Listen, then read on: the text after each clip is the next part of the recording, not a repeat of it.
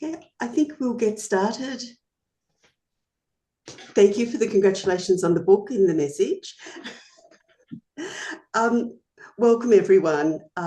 It is such an exciting occasion to be able to be here to share with you a little bit about a book that Annabel and I have edited. There's the book that we will be discussing today. The book was launched yesterday, and I'm really looking forward to today's conversation.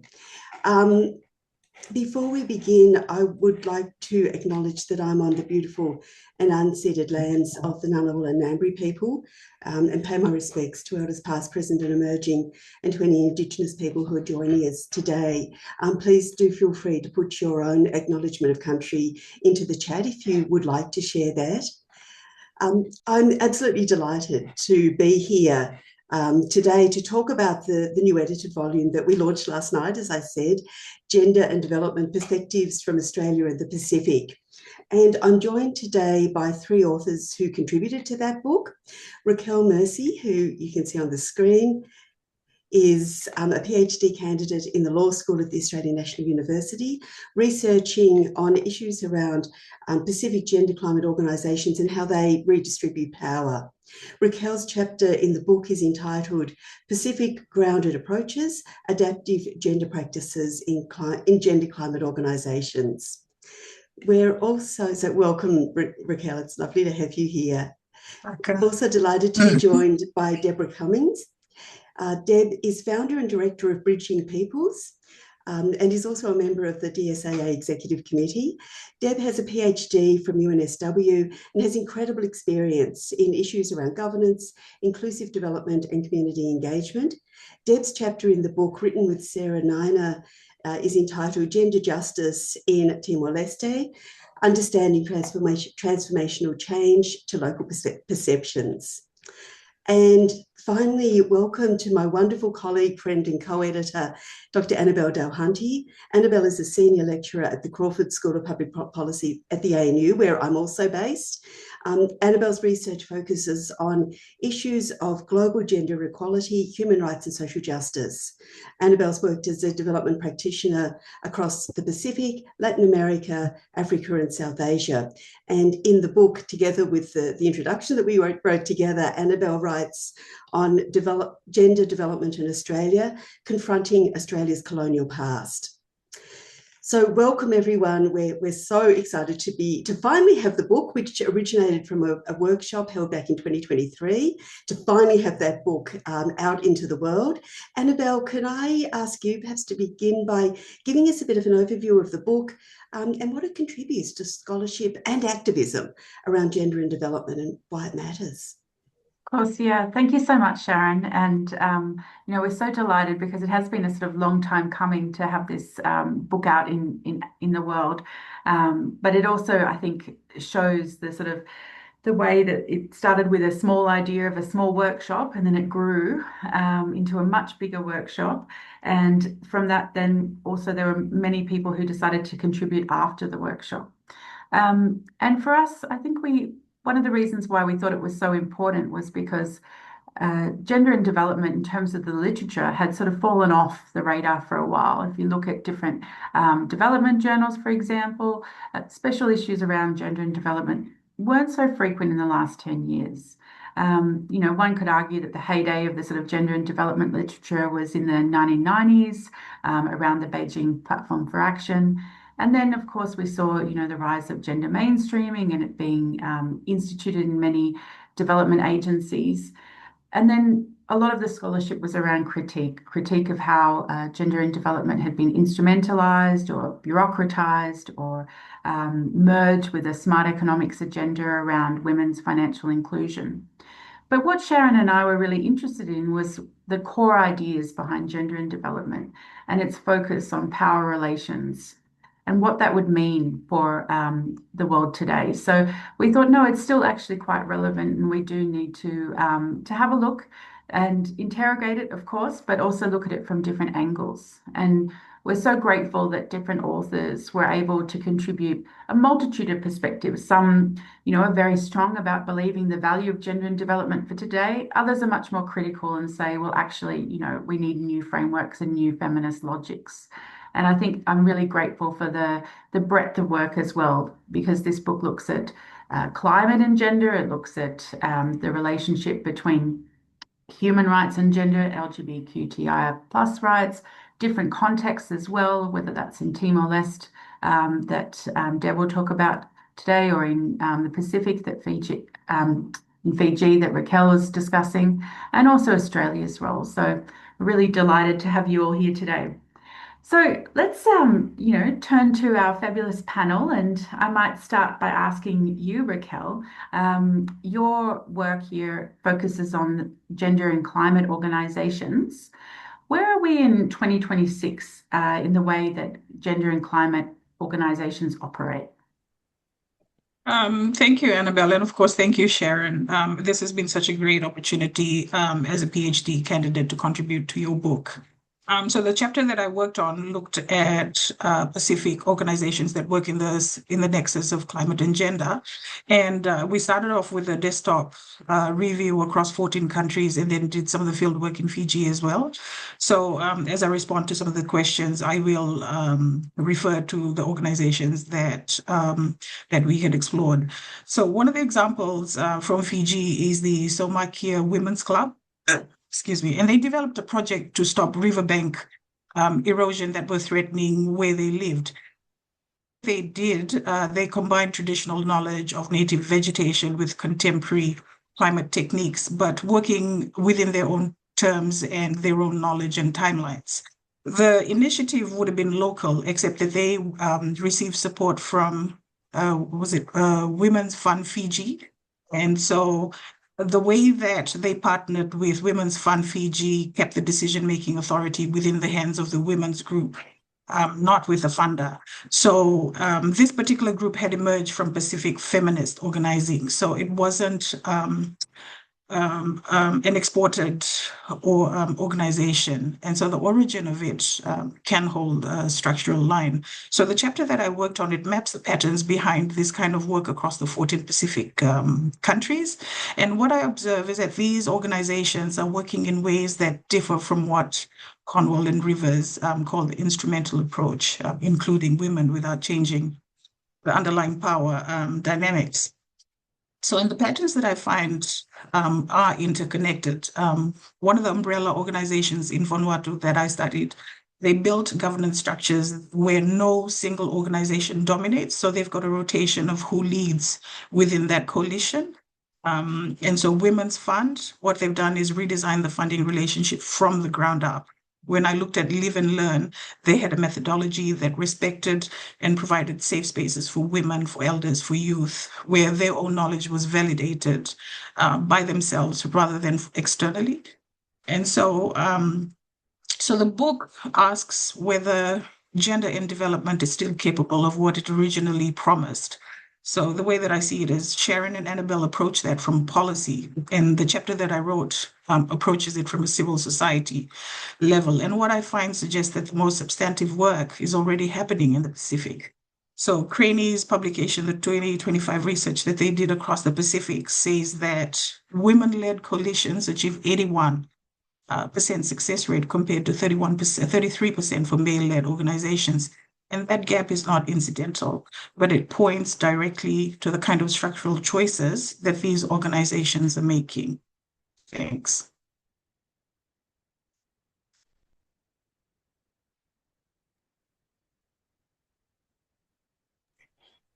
Sorry, I just managed to get myself off mute. Annabel, did you want to follow up?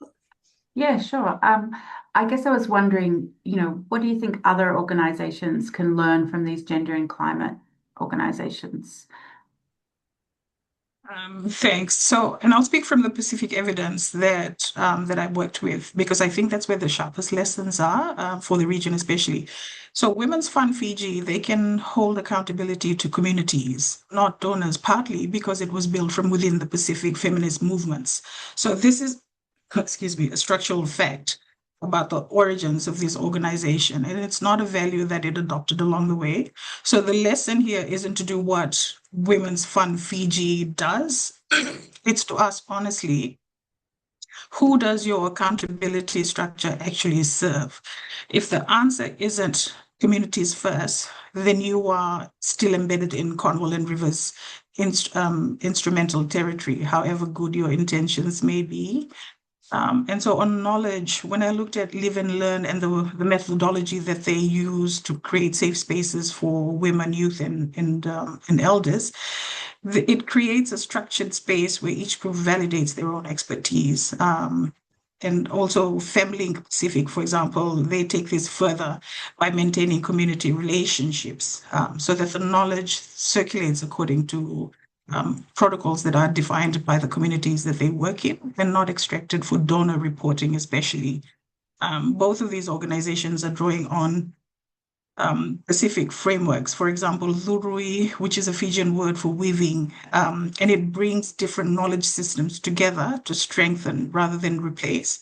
There's also a term in the literature, Fa'afalitui, and it's about creating collective inquiry through connectedness. And so this is connectedness between organizations and the communities that they work in. So these are governance approaches that are quite prevalent in the Pacific, and especially when you look at women's organizing.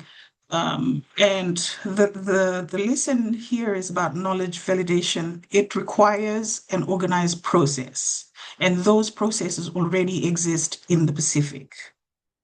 Which brings me to a deeper lesson, and that is that organizations that go beyond tinkering, asking a different question from the outset, it's not about women being included, but who holds authority over which decisions. And so when you look at the umbrella organization from Vanuatu, their model of distributed governance, where their processes are deliberately designed so that the differences between capacity doesn't create informal hierarchies between organizations within the umbrella.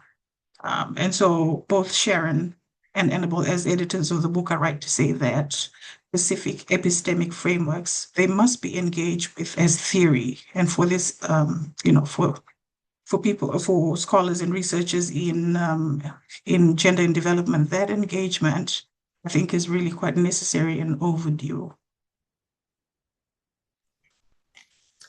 Rahkel, thank you so much for that, that overview of what is a brilliant chapter and such an important contribution to the book. Deborah, maybe we could turn to you now. Your chapter focuses on Timor-Leste and transformations towards greater gender equity. I wonder if you could perhaps just share a little with us of the key issues that you raise in your chapter, and perhaps also share with us what you think we can learn from Timor-Leste about transformational change.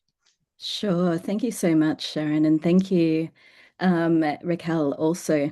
So I think I'm a very practical person, even though I'm an academic. I've worked almost primarily in more practical spaces. So I wanted to start with a story. I remember way back in the day when I only just arrived in Timor, so it was very early years of independence, talking to people about the PhD that I was in the middle of, which was looking at local governance and in particular the coexistence of state-based and customary governance, and trying to explain why I thought that it was important to understand this from the community perspective. And almost inevitably, when I was speaking to, forgive me, white men of a certain age, I would get the type. I remember one response in particular where he just looked at me and he said, "Well, you mustn't like women's rights very much then." And I really didn't know how to respond to it then, but I think that actually frames a lot of the problem that we're trying. Myself and Sarah Nina. Sarah is actually the first named author of this chapter. I'm just the one who happens to be presenting it today. It frames quite nicely, I think, some of the discussion that we're trying to raise around the Timor-Leste experience of transformative movements towards gender equality, some of the challenges in achieving gender equality, and what we also as outsiders can contribute, and sometimes where we get it wrong, very often where we get it wrong. So I think going back to your question, what can we learn from Timor-Leste about transformational change? I think that one of the most important things is that formal change by itself isn't enough. And this is something that the aid and development sector is very good at, achieving formal change. And there has been some really significant formal change which has been supported. Certainly achieving gender equality in the Constitution, parliamentary quotas, a domestic violence law against domestic violence, social welfare for mothers back in the day. All of these types of things, also quotas at the local village level as well. All of these things are important, but they're the first step. They're not enough. Real transformation needs to be locally led, culturally grounded, and aimed at working in solidarity, working together with people across urban and rural areas at shifting according to the local context, deeply held beliefs, not just the laws. And what we've seen in Timor is that while these formal changes, they have been quite successful, the local level change and the change in the rural areas has been consistently really slow and pretty uneven. And I think this tells us something about the limits of current approaches of your mainstream aid and development sector, very top-down approaches most of the time, which is driven by feminist narratives which don't always hit communities at the right levels. And that means not when I'm talking communities, women and men. So the research that we conducted, it began with a piece of research that we did together with the International Women's Development Agency in 2018, I think it was. It was a partnership between IWDA, Monash University, and Bridging Peoples, where we were looking into public perceptions of women as leaders at national level and also at community level. And one of the things that was really interesting in the responses was that, well, first, almost inevitably, certainly the majority of people said, oh, of course, women are equal to men, as in the Constitution, et cetera, et cetera. But then as soon as we started asking deeper questions, people and asking about women's capacity to take leadership positions at national level, people would say, oh yeah, and we see women in parliament, etc. Well, what about women as village chiefs? Oh no, that's really difficult, that's too hard.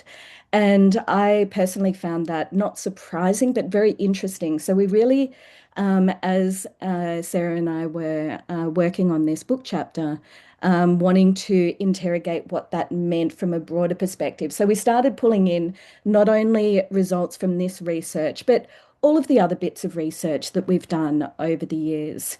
And through that, like really sort of broad reaching approach that we took, we identified, we call it a spectrum in the chapter, a spectrum of gender narratives. It might be better understood perhaps as a typology, but regardless, we identified three major categories of responses from people.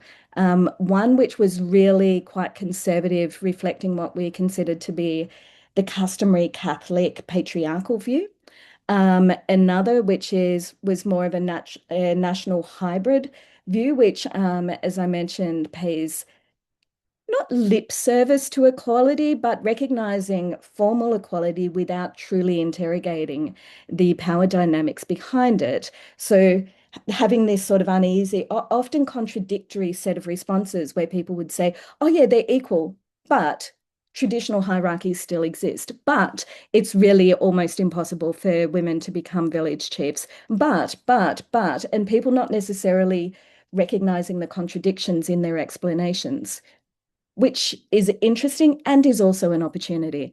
And then a third category that we identified as nascent critical feminist consciousness, which very often tended to come more from your urban groups, the younger, amazing feminist groups that are operating in Dili and who are working hard to extend these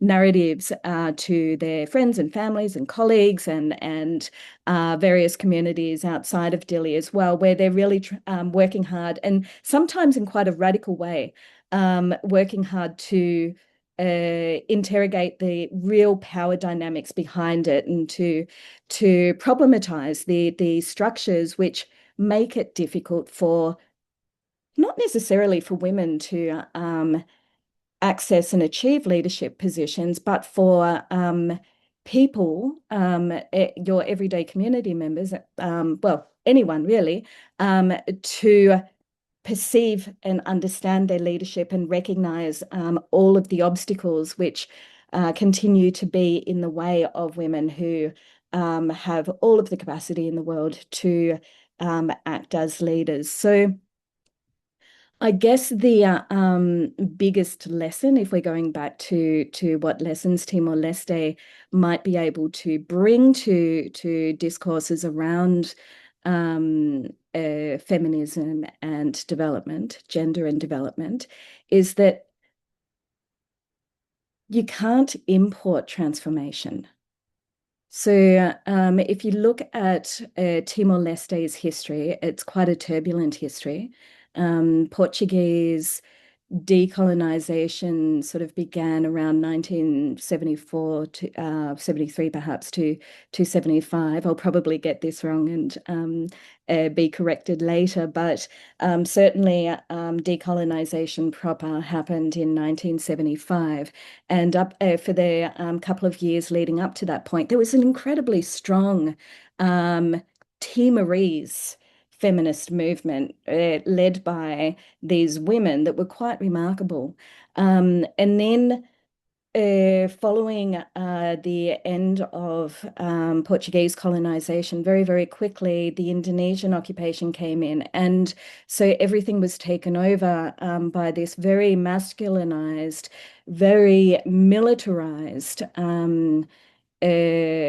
politic in which men and women all just had to fight to, one, survive, but two, also to win their independence, which they did via a popular referendum in 1999, with independence being restored in 2002. And so I guess a lot of what Sarah and I were looking at was, well, what happened from 1999 through to the present day?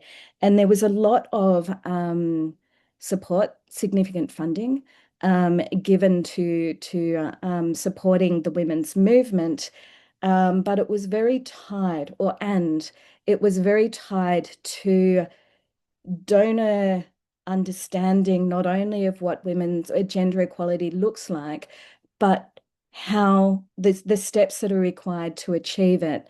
And that has forced a fantastic book called Bibere Ukun Rasikan talks about this, in which the major women's organization, which operated throughout Indonesian occupation and continues to operate, talks about the NGOization of the feminist movement, whereas previously, back in the day, it was this strong grassroots social movement, incredibly radical, really tapping into what women and men were saying they wanted and needed, and sometimes having, a few fights over what women were saying was important to them versus what men were saying was important to them. That then became professionalized, and with that professionalization, it shut out a lot of people. It shut out that really vital connection to community members. So it became a bit more focused on those who were literate, those who had access to education, often university education, those who were able to access those vital NGO jobs back in the day, and it lost that that sense of it being this grassroots social movement. Thank you so much, and I mean, really love your chapter, Dev, and Sarah's work on it as well, and particularly those thoughts around gender transformation and what is needed there. I think that was really powerful. So encourage others to read it. Yeah, just moving now to a different context. Sharon, your work was focused on Indonesia, and I guess in 2026, what do you think is the context there around gender equality? Thanks, Annabel. And thanks, Dev, for that overview of what is a fantastic chapter. And Annabel, if I might just go a step back before I talk about Indonesia, because Deb, when you were talking about kind of the history of Timor, I was thinking about where I started writing this chapter from. And that was to kind of go back and to think about GAD as it once was. And my chapter is called Revisiting, Remembering and Reclaiming GAD in the 21st Century. There's a colon in between reclaiming and GAD. And what I wanted to think about was what did GAD scholarship and activism, as it was when it emerged from the late 80s into the 90s, does it still offer us anything? And I think back to when I was doing my PhD, and Nayela Kabir's book, Reversed Realities, had been published just a couple of years earlier. And it was my first opportunity to really read about, to hear about the theories and the activism of feminist scholars and activists from the Global South. And when I think about what GAD originally was, I think about those incredible women really driving the agenda and putting ideas onto the agenda through a GAD approach that we just hadn't been thinking about, and that mainstream development had just completely sidelined or ignored. And then we had that process that you described, Deb, of the kind of both the NGOization, as you put it, but also the bureaucratization, the co-option of ideas by international organizations, including international financial institutions. And so that incredible radical edge that was there in early GAD was taken up in very different ways. And so one of the things that I wanted to do in the chapter was to kind of trace back to some of those origins, and particularly those radical origins, and think about what they offer us today. And I think some of their thinking does still offer us a lot, particularly the way we think about and push back against power. But my chapter also focuses, as my research does, on poverty and how it's both gendered and generational, how people experience it. And in many ways, Indonesia is the poster child globally for poverty reduction.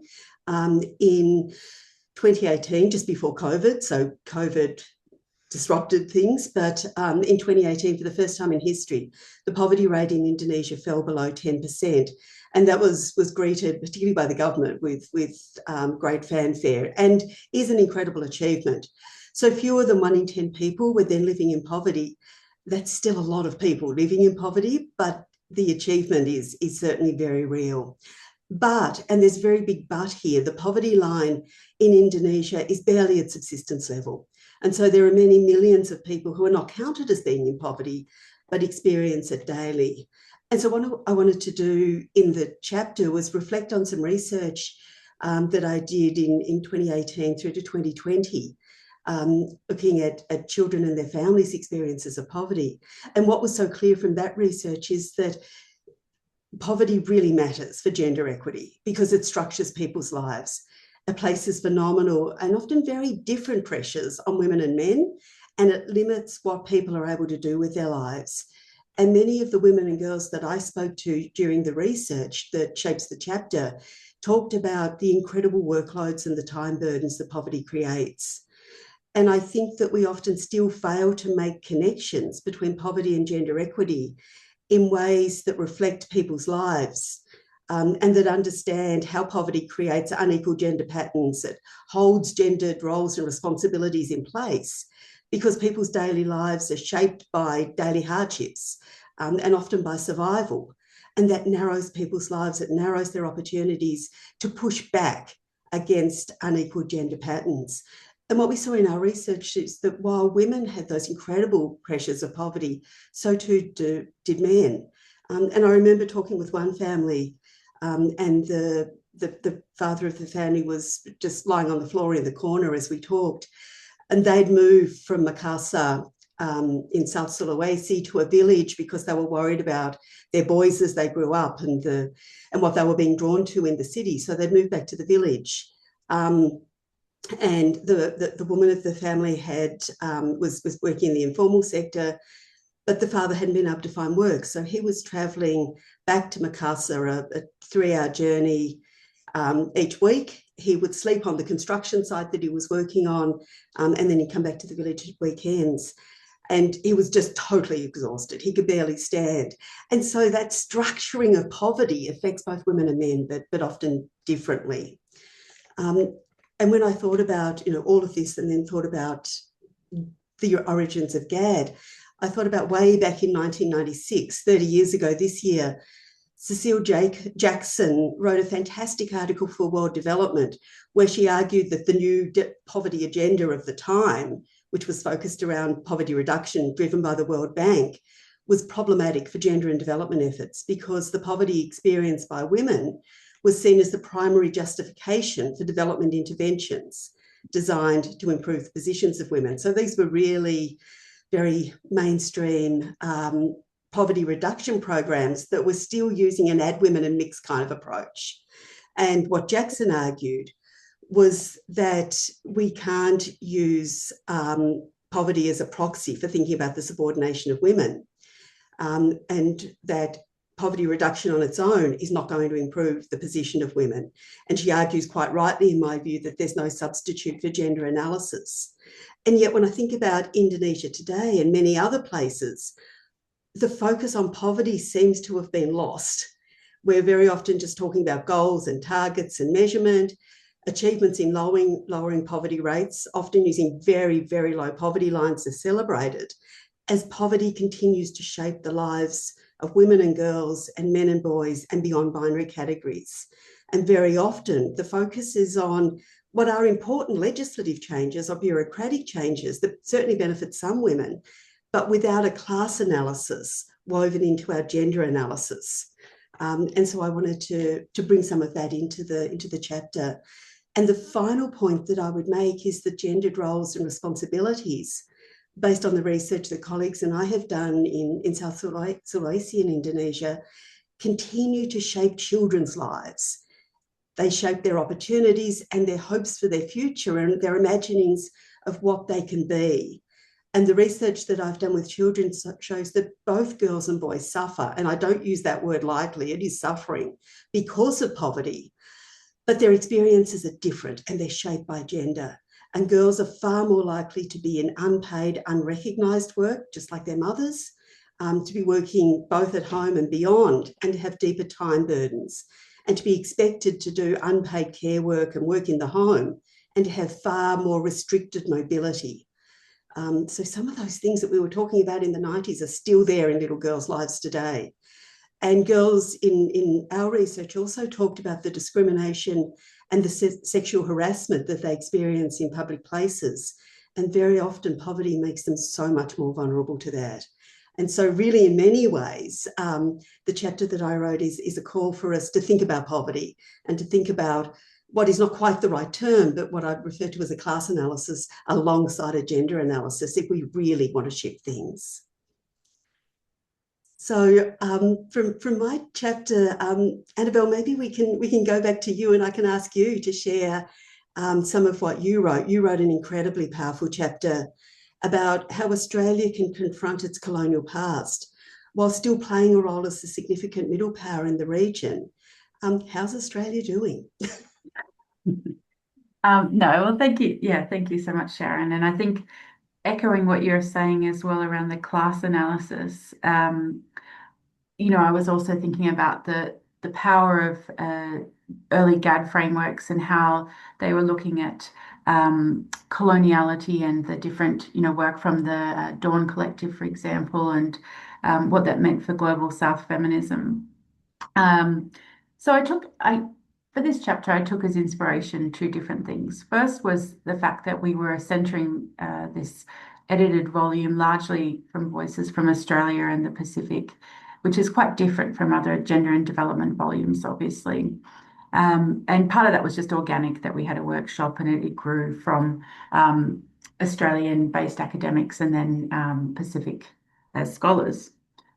But in thinking and reflecting through Australia's role, and you'll see this in our introduction as well, we could see that it was quite contested and quite complicated, because on the one hand, there is, a really interesting legacy of Australian feminists working to really enshrine women's rights in different UN conventions and whatnot. There is obviously a lot of work that, for example, the gender branch at DFAT does, and they still do today, I think, really pushing an uphill battle to try to ensure that gender equality is part of development programming. And I, do give them a lot of credit. But while this is happening as well, there is, of course, Australia's broader foreign policy and broader foreign objectives. And what part of my argument is in this chapter is that we can't divorce that. We can't sort of say, well, yes, Australia's been a feminist champion or whatnot, without looking at the wider implications of its coloniality in the region. And we can see that in Australia's relationship, internally with Indigenous populations today, but also in its relations in the Pacific, and the way that Australia is very happy to sort of use language around Pacific family and whatnot when it suits them, but other times to really use the Pacific in a very instrumentalist way, as staving off the threat of China. And my chapter looks at some of the history in terms of what has happened around Australian different colonial interventions in the region, and how that continues to play into narratives around migration, around workers' schemes in Australia, and the enduring coloniality of relationships. And in particular, what that means in the climate space too. So we see, Vanuatu and others making the case around Australia's climate responsibility. And of course, that has gendered impacts. And Australia is saying, no, we're not accountable, we're not responsible. So what I wanted to do was contextualize GAD in that broader landscape. And the other part of inspiration came from Rivas and Purwell's chapter. No, it was not a chapter, it was an article in Development and Practice. And they were reflecting on GAD in teaching, but they actually had some really good reflections on gender and development more broadly. And, they go through a whole host of discussions around GAD, but in particular, what I drew on was their critique of the way that intersectionality has been sanitized these days.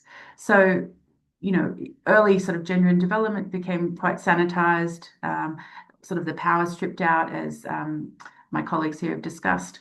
But now even intersectionality, which is supposed to draw out the issues around class, around race, really quite sort of contentious and particularly, powerful issues, can again become a sort of a pick, tick box exercise or a sort of grab bag where you go, okay, well, I think I'll pick these parts of disadvantage and I'll ignore the other ones.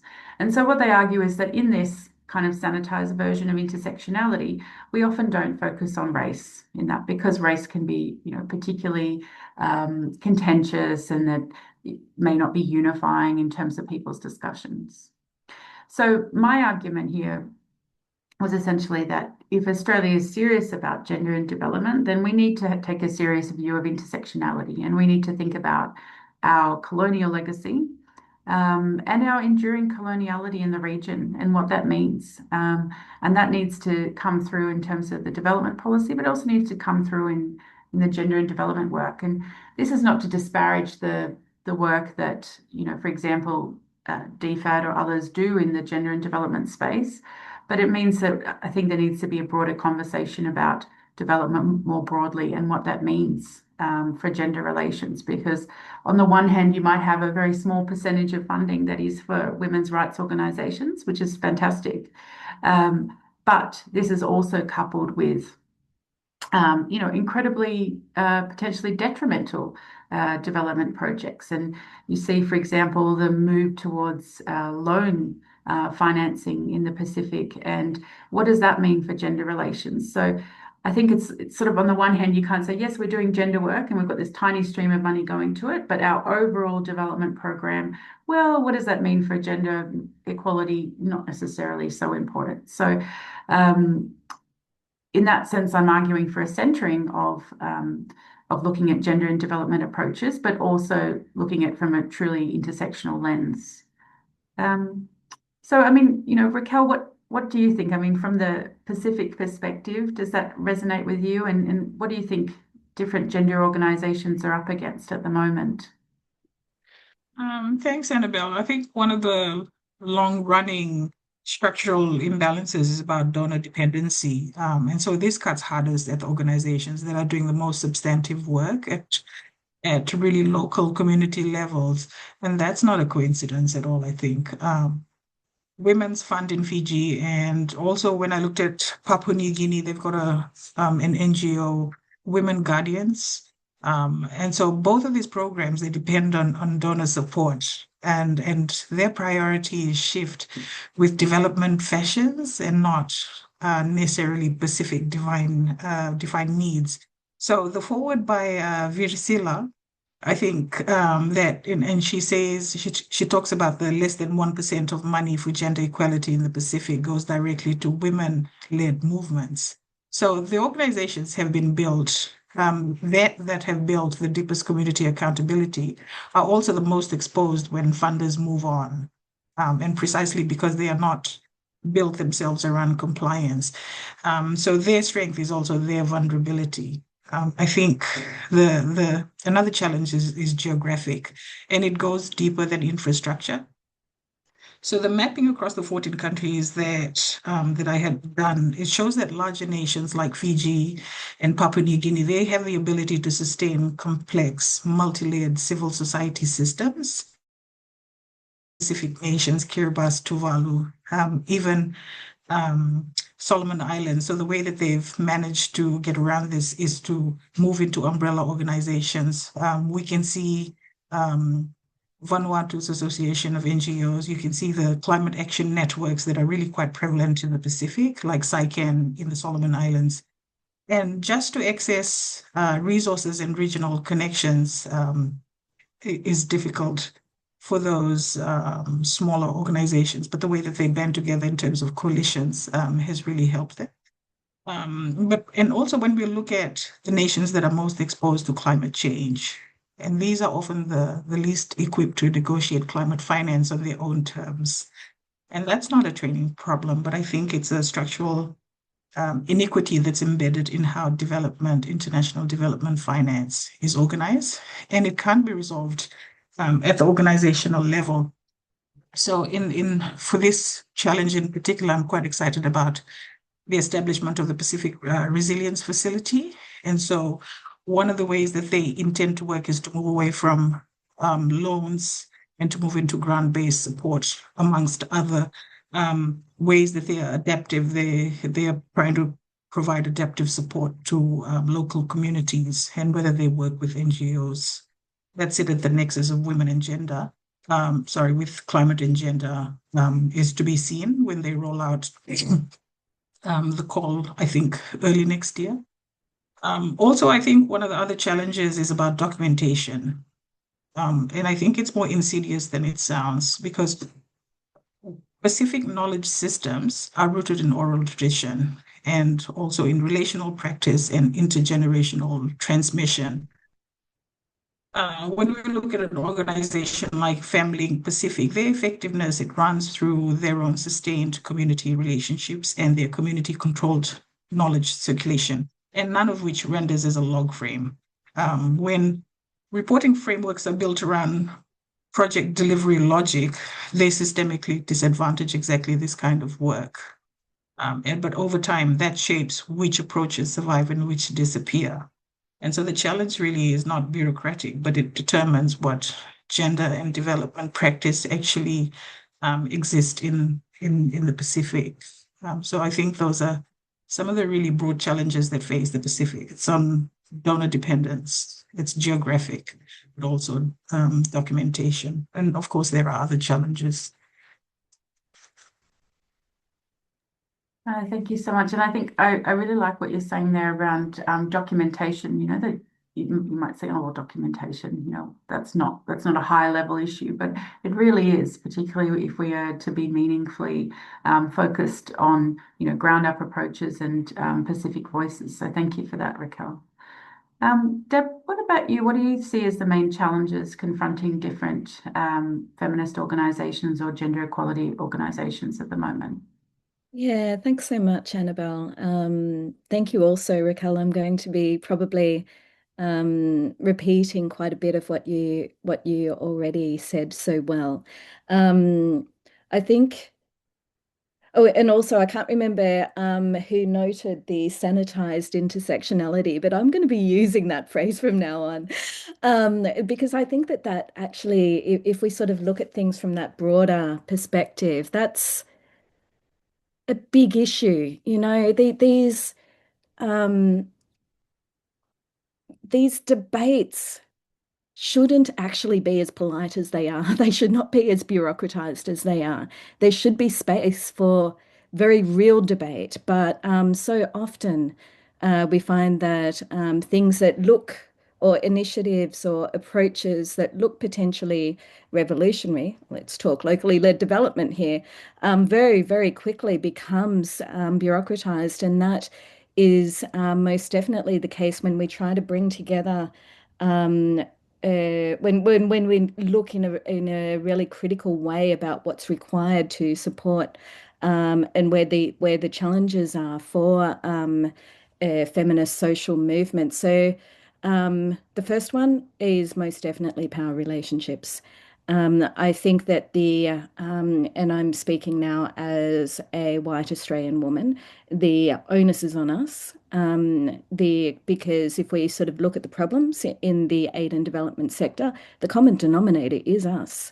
So I think that we need to be very, very aware of the power dynamics that we bring personally, but also that we bring in terms of the broader structures and the ways in which those structures then frame really important conversations and very, very often silence really important voices. Getting to the more practical level, or it's all practical, but at the coalface, I guess, we the challenge and the opportunity is that we need to learn how to trust women's organizations more. We ran a dialogue on locally led development with Timorese civil society organizations maybe 2 or 3 years back now, as people were reflecting on their men and women. It wasn't focused on feminism. Reflecting in particular on civil societies, Timorese civil societies' experiences of the aid and development sector. And the really common theme is simply that people were being forced into certain conversations. Certainly people outside of organizations outside of Dili that have this incredibly, we were talking about accountability, there's incredibly strong accountability to the communities that they serve, but their ways of interacting with donor organisations, with international NGOs, with other stakeholders, they were seen as really weak, and therefore they were their hands were being tied. They were being managed more and more and more in order to be able to receive the funding that they needed to support survivors of domestic violence and of sexual violence, to support children, to do the really, really important things that are required in women and children's lives. They were being stopped from doing that. And very importantly, even if they were doing it, the ways in which their experience of the of funding modalities and programming modalities was actually detrimental to their accountability to community members themselves. And I see that as a massive flaw that we have to address. And the challenge then, I guess, is to try and do, like, I'm not saying all of these things that we're trying to do is great, but we kind of have to do a lot of these things only backwards now and start trusting and working in solidarity with the organizations that we say we're accompanying rather than sometimes sneaking in a top-down modality, sometimes just throwing it in there. No, it's so true. Thank you so much. I think that's really important reflection. Um, we're getting to the end of this webinar, and it's probably important we also think about the some hopeful thoughts and also opportunities. So I might ask you, Rahkel, if you wanted to reflect a bit on where you see areas of hope and also opportunities in this space of gender and development. Thanks, Annabel. I think the opportunity already exists. It's not something that's to be designed. When we look at the group that worked on riverbank erosion in Fiji, they were working on their own terms, combining traditional knowledge, ecological knowledge with contemporary technique. When we had a look at the one other organization in Papua New Guinea, the Women's Guardians of the Mangroves. Now, they are also leading conservation as knowledge holders and decision makers rather than as recipients. So these women are not waiting for a framework that validates their approach. They have already built one. But the question is whether the sector will resource it properly, and also at the scale and with the patience that it deserves. I think the climate crisis is, in a very real sense, creating political space for this type of work. What was maybe dismissed as too slow or too relational or too hard to measure is, I think, now increasingly recognizes what effective adaptation actually requires. So Pacific organizations working in this space, they've developed and have been developing precisely this capacity over the years, and the demand is growing. So both you and Sharon, as editors of the book, are quite clear that the nexus between gender equality and environmental justice is where feminist knowledge has been critically overlooked. But that's also where the opportunity is the most urgent and most concrete.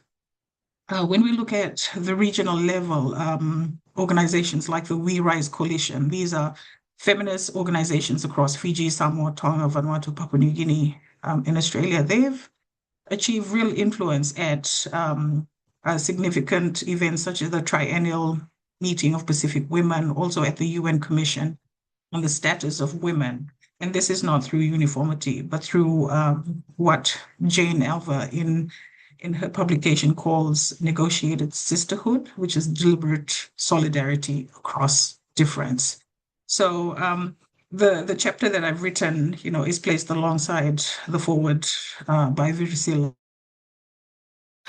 chapter from the Pacific. And that we must also consider Pacific feminist scholarship, that they should be read as theory, not just regional case studies of interest. And so this is the opportunity that I would really like to name.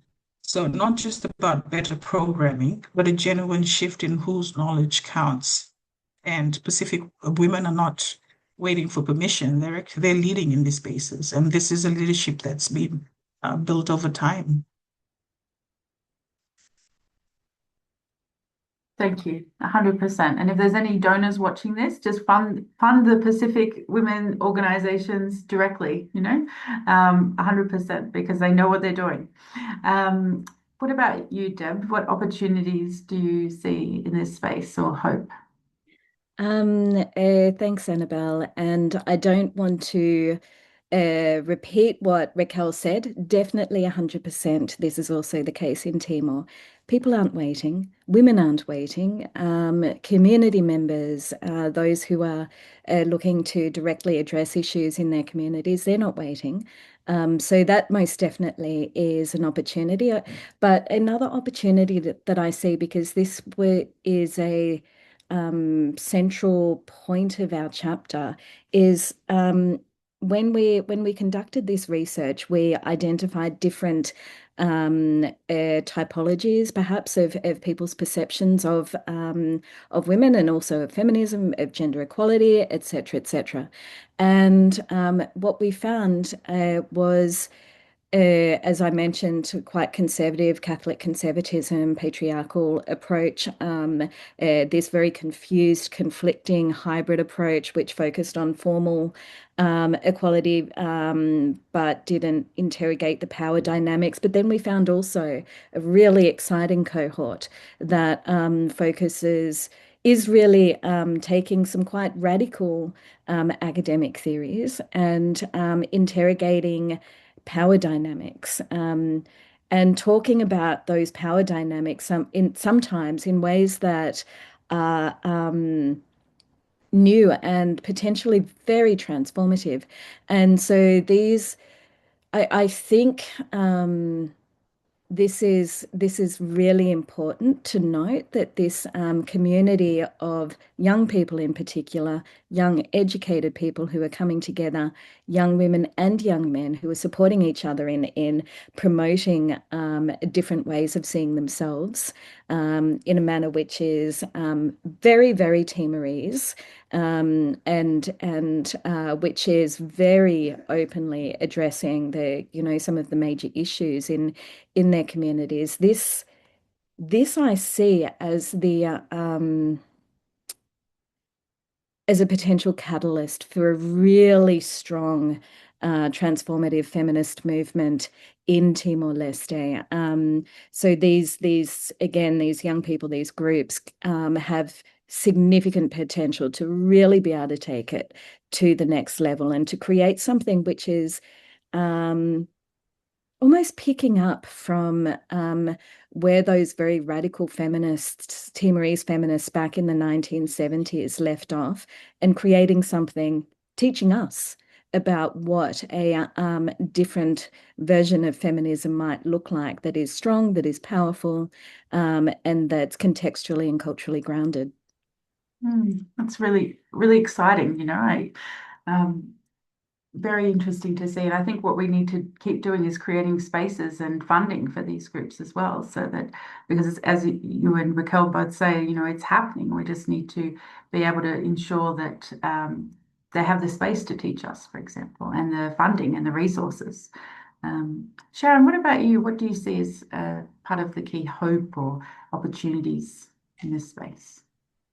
Yeah, thanks, Annabel. And thanks, Deb and Rahkel, for those reflections. I think I feel I spend a lot of time being very angry about the state of the world at the moment. So talking about hope and optimism really, really is important. And I think the book that we launched yesterday, which led to today's conversation, actually gives me hope. And there are two things in the chapters that I really love. And those chapters are written, as people can see today, by some amazing scholars and activists and thinkers.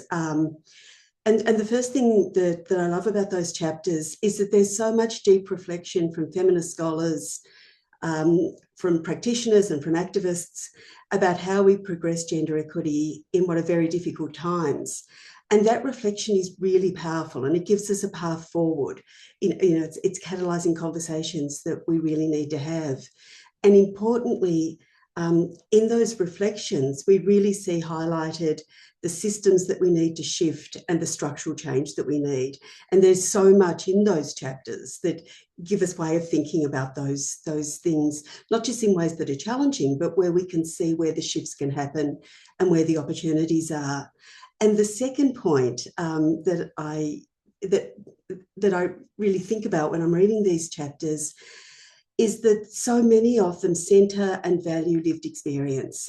We've heard that today, from you, Annabel, thinking about how we push back on the terrible legacies of colonisation, but Rahkel and Deb, what you have been talking about a really local action.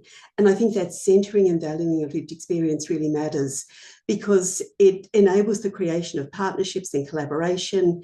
And what's also, I think, so important is feminist solidarity for change. And the message I take from the book, like the conversations we've had today, is not just how do we, but how we can challenge power structures to create political space for local knowledge and action. And the book, I think, and I hope, is a very small piece of advancing recognition of that knowledge and action, which, as Rahkel said, is already there, and challenging the way resources are allocated, whose knowledge is valued, and how we can think differently about the challenges that we face around gender equality and much more in the 21st century. And I do think the reflections in these chapters really give us a great foundation for doing that thinking, but also doing that challenging. Annabel, we're almost at time, and I'd love to give you the final word. Could you please share some of your thoughts on the opportunities for gender equity, for your hopes for gender equity, and maybe some of the priorities that we should be focusing on? Yeah, sure. Thank you. I mean, I don't think I can necessarily say anything better than what has already been said, or even, I think all the key points have been raised. But just to say, yes, it is hard in these times to feel hopeful, but we must hold on to that hope, because there's always been dark times. And I do think that this feminist collective solidarity does provide hope, because it's something that continues despite lack of funding, despite all the challenges, despite the rise of anti-rights groups and the funding around that. So I think anytime we can shine a light on that, that is going to provide us with hope.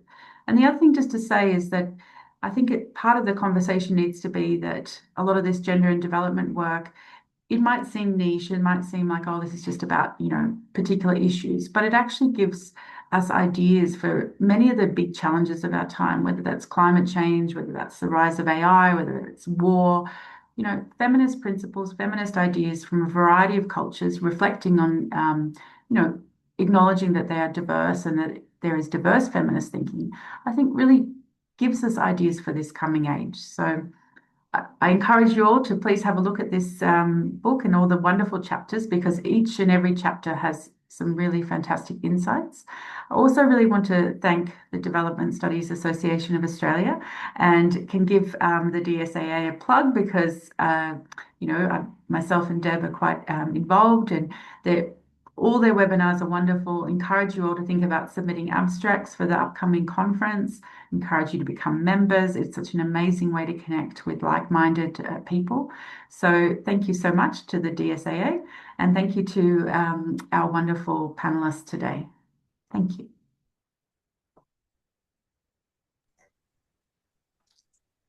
Thanks, everyone.